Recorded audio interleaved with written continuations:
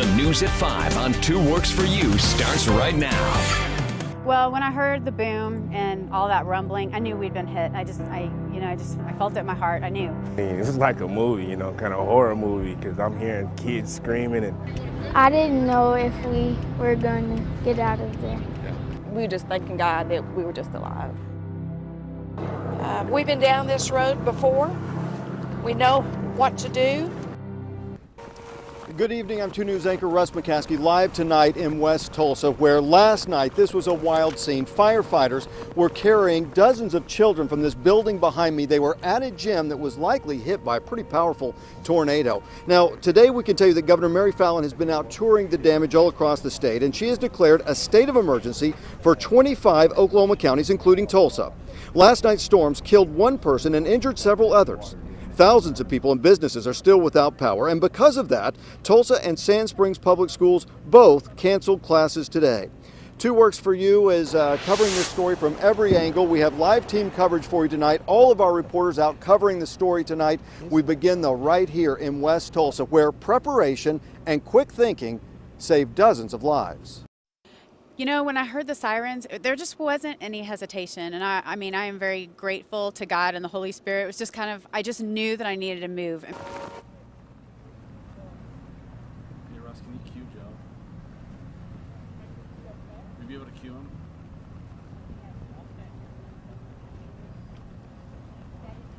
They were awesome. They gave us their jackets because we were only in leotards, and they helped carry some of us to buses and our cars.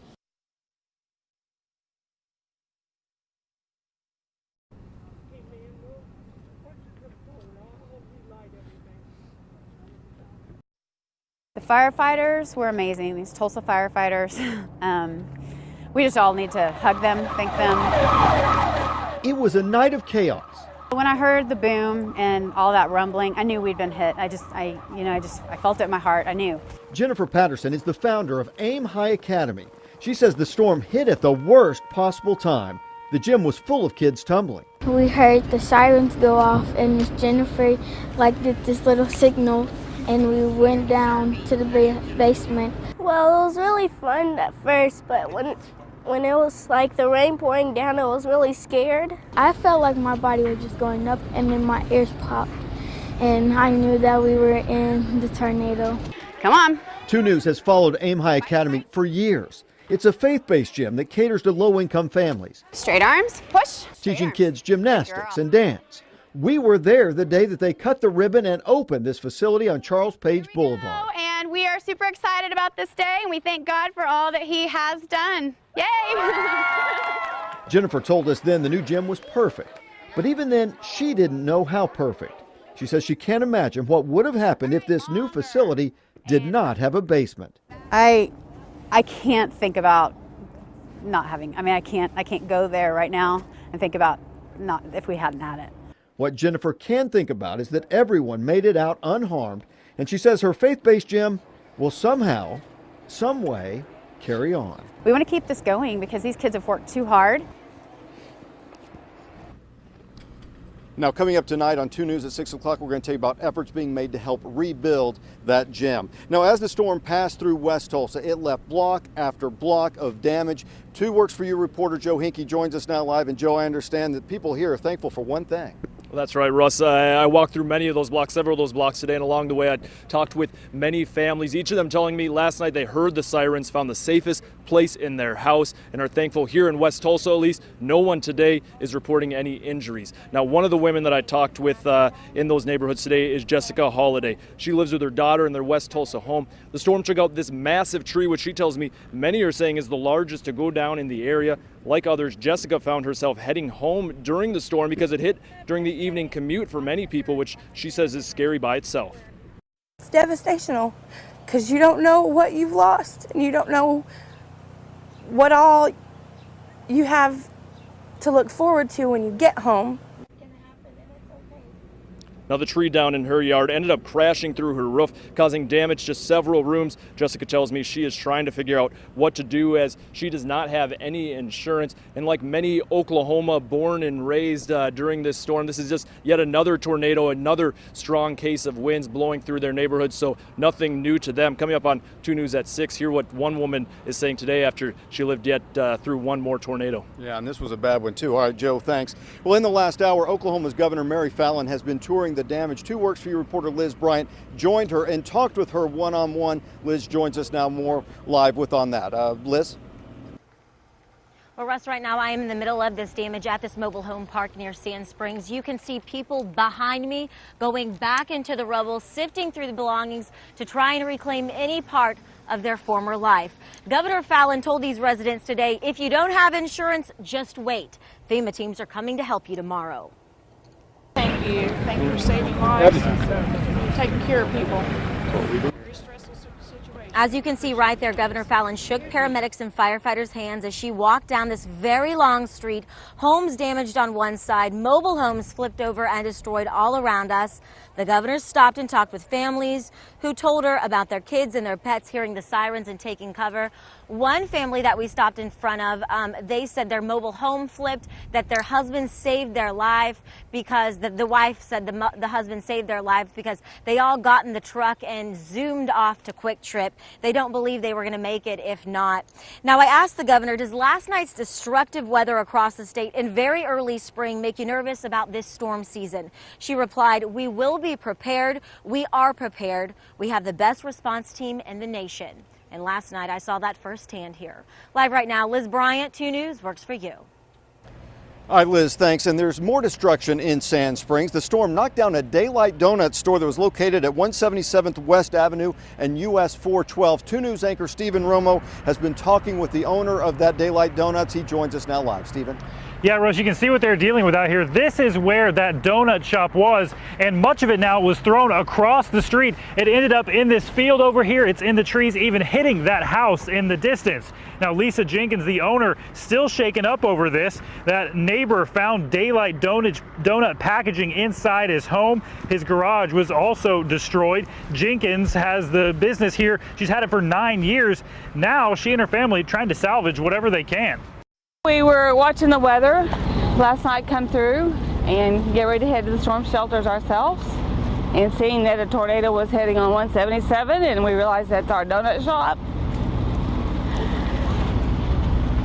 Okay. We jumped in the car, come this way, and here you go. Now, they have a GoFundMe account set up under Sand Springs Donut Shop where they are raising money. Now, they tell me they do plan to rebuild. First, though, they have a lot of cleaning up to do. There's stuff like this, huge signs and stuff, everything from little ketchup packets that have to be cleaned up before they can start rebuilding.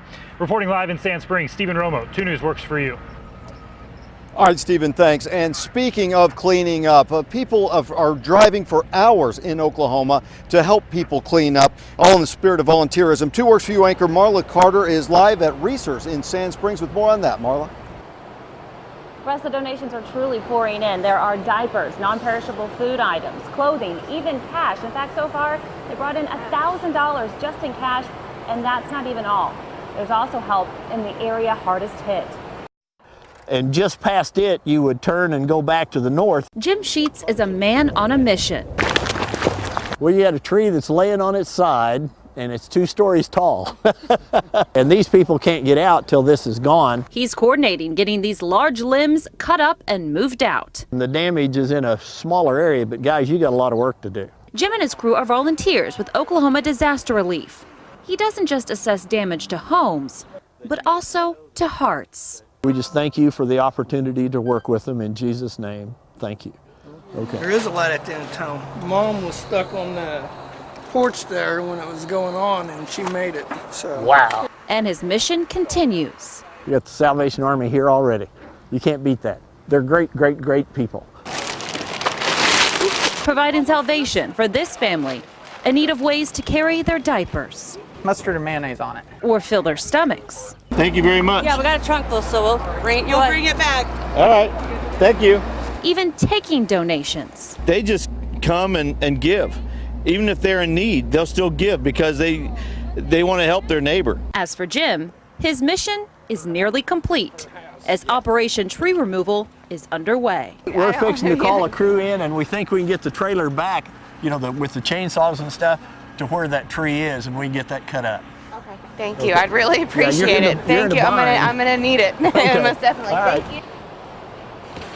As you can see, more and more donations continue to come in. So far, they've actually taken over 2 truckloads already. Now, they'll be here at Resource until 7 o'clock tonight. But don't worry, you can still continue to donate. Resource will have posts set up here so you can bring in your donations all week long. Live in Sand Springs, Marla Carter, 2 News Works for you. Oh, good to see all that help. Marla, thanks. Storm Shield Chief Meteorologist Brett Anthony was working hard last night to keep you and your family safe. He joins us now live from the Weather Center with more on the path of last night's storm. Brett? Hi, Russ. Good afternoon, everyone. Yeah, we've gone back to the radar data about 24 hours ago, and it was about this time, 24 hours ago, when we had the first report of the tornado warning coming in here into the Weather Center, and then we went into continuous coverage for the next 2.5 or even 3 hours. And as you take a look here at Storm Shield radar, the first report was a tornado that was to the north and west of Sand Springs near Keystones Dam. And at one point, a spotter said it was half a mile wide. So this is just north 412 highway. That's between Prue and Manford. Moved into the northwest side of Sand Springs, and we know that it hit that trailer park. Then it moved all the way over to about the Arkansas River, and live on air, our storm chaser Derek Massengale was watching the tornado as it dissipated and lifted back into the cloud. Now, there were several other reports of some spin-ups, one out near Catoosa, another one near Inola, and another one out near Little, Kansas as it moved closer to the Arkansas border. In all, there could have been as many as 6 touchdowns with that parent thunderstorm cloud. Tonight, 24 hours later, a completely different story, all quiet across the area. We are watching a few light rain showers, but they pale in comparison to what happened last night. They're up to the north and to the northwest. We'll talk about those rain showers. We'll also talk about a great weekend, great chance to get outside and enjoy some wonderful Oklahoma weather after the rough day yesterday, Russ. All right, we will look forward to that, Brett. Thanks. And you can be ready for any kind of weather with our Storm Shield app. You can download it on your smartphone or tablet to get personalized alerts. It is available for Apple and Android devices. Tulsa Public Schools will be back in session tomorrow. That decision was just made. We're live next with their plan about Monday, plus talking to your kids about the storm next at 5. A local expert's 3 simple ways to keep children calm. And the weekend is fast approaching. We'll look ahead to the weekend forecast to see if it can stay as nice as it looks. But first, a look at a picture from yesterday's tornadic storm near Sand Springs.